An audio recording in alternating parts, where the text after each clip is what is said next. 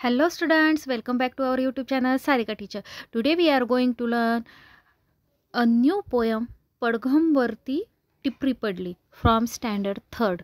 विद्यार्थी मित्रांनो, आज आपण इयत्ता 3ची कविता क्रमांक 3 पडघम वरती टिपरी पडली ही कविता बघणार आहोत.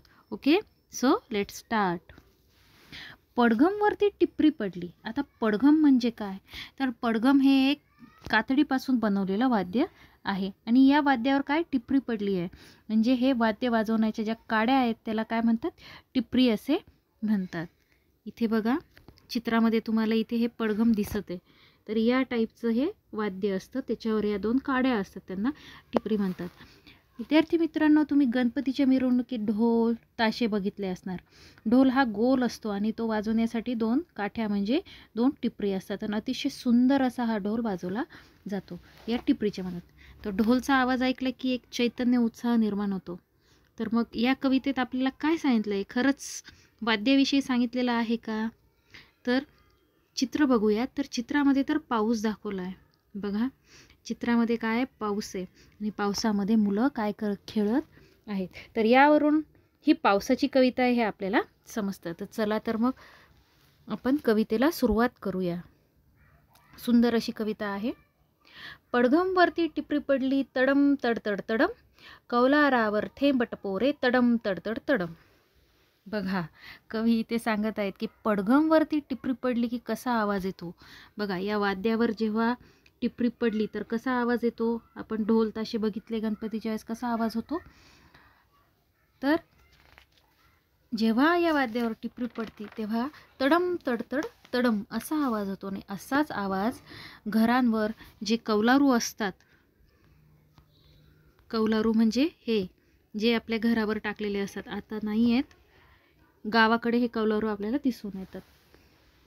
तर घरांवर जे कौलारू असतात त्यांच्यावर पावसाचे टपोरे थेंब पडले की असाच तडम तडतड तडम असा आवाज निर्माण होतो. म्हातारी हरभरे भरडते ढगात गडगड गडम, थेंबासोबत वीज कोसळे कडम कडकड कडम. आणि बघा विद्यार्थी मित्रांनो, जेव्हा पाऊस चालू असतो त्याच वेळी आकाशातून विजांचा कडकडाट होतो. बघा आपल्याला चित्रामध्ये सुद्धा इथे विजा दाखवलेल्या आहेत. हे इथे या विजांचा कडकडाट होत असतो आणि ढगांचा गडगडाट होत असतो. या ढगांच्या गडगडण्याला कवीने म्हातारी हरभरे भरडते अशी कल्पना मांडली आहे. ओके विद्यार्थी मित्रांनो, तुम्ही जातं बघितलं असेल. पूर्वीच्या काळी त्यावर धान्य भरडले जाई, त्यावेळी त्याचा गडगड गडगड गडगड असा आवाज होत असे, गडम गडगड गडगड. तर अशाच प्रकारचा आवाज जेव्हा पावसाचे 2 ढग एकमेकांवर आपटतात तेव्हा गडम गडगड असा आवाज होतो आणि त्याच वेळी थेंबासोबत वीज कोसळे कडम कडकड कडम. आणि आकाशामध्ये वीज जेव्हा लखकन चमकते तेव्हा कडम कडकड कडम असा आवाज होतो. आणि इथे चित्रामध्ये बघा ही वीज दाखवली आहे. नाव नेक्स्ट. थेंबाभोवती जलात उठती तरंग थरथर तरंग, नाचू लागले अंगण सारे आनंदाचे तरंग. आता बघा थेंबाभोवती जलात उठती तरंग थरथर तरंग.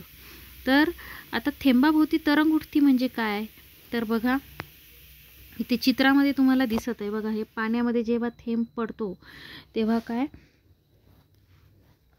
गोल गोल गोल गोल असा तरंग निर्माण होतो. इथे बघा तुम्हाला चित्रामध्ये दिसत आहे, इथे सुद्धा तरंग निर्माण झाला आहे गोल गोल. तर यालाच म्हणतात तरंग. थेंबाभोवती जलात उठती तरंग थरथर तरंग, नाचू लागले अंगण सारे आनंदाचे तरंग. आणि असे सुंदर वातावरण असताना लहान मुलं घरात थांबत नाहीत आणि मग ही मुलं अंगणामध्ये पावसात भिजतात, आनंदाने खेळतात, ओरडतात. जणू काही आनंदाचे तरंग इथे निर्माण झाले आहेत. पाऊसधारा मध्येच वारा, पानन पान सळसळून, धरतीच्या रंध्रातून संगीत आले जुळून.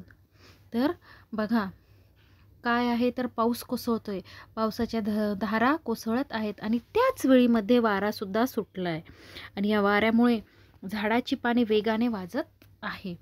जेव्हा वारा येतो तेव्हा झाडांची पाने जी हलतात त्या आवाजालाच काय म्हणतात? सळसळणे असे म्हणतात. ही जी पाने वेगाने वाजत आहेत, हलत आहेत, याला सळसळणे असे म्हणतात. धरतीच्या रंध्रातून संगीत आले जुळून.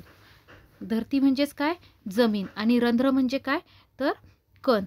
तर इथे सांगितलं आहे की धरतीच्या कणाकणामध्ये, मातीमध्ये हा पाऊस पडतोय व जमिनीतील प्रत्येक मातीच्या कणाकणातून एक प्रकारचं संगीत आपल्याला ऐकायला मिळते. तर अशा प्रकारे कवी राजा ढाले यांनी अतिशय सुंदर अशी ही कविता इथे आपल्याला सांगितली आहे, पडघमवरती टिपरी पडली. आय होप तुम्हाला ही कविता समजली असणार. तेव्हा पुन्हा भेटूया नेक्स्ट व्हिडिओमध्ये. तोपर्यंत बाय.